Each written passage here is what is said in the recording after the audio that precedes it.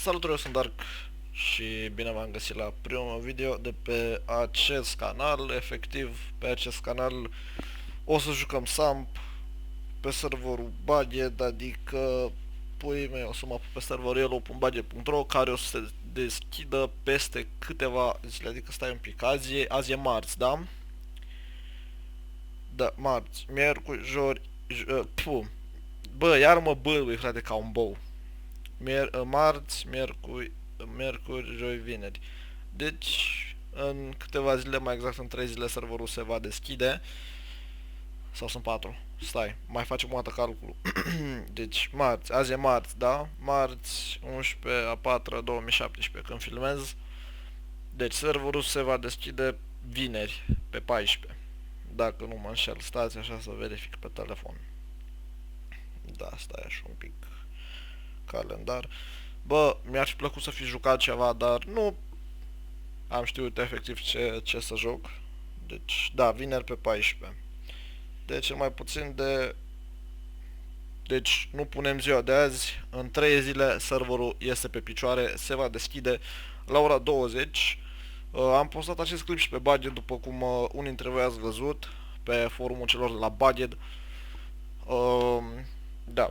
Deci, eu efectiv am jucat pe Bizon un timp, mai exact vreo 3-4 luni, cam așa.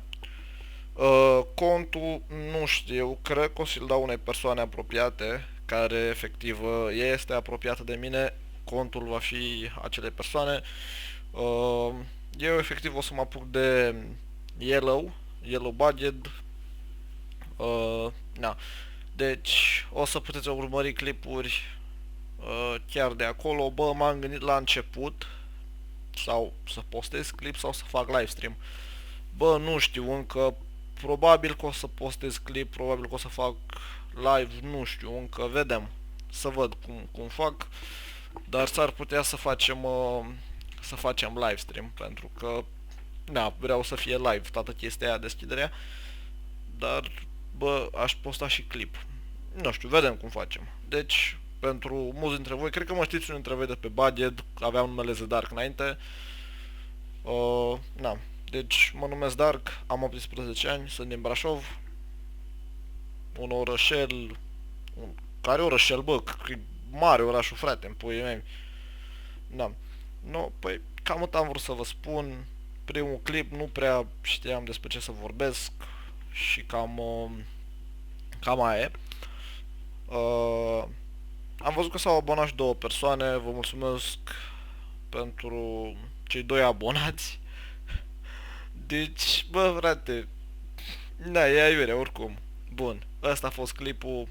Ne vedem pe 14 la deschidere. Hai, v-am pupat, ceau!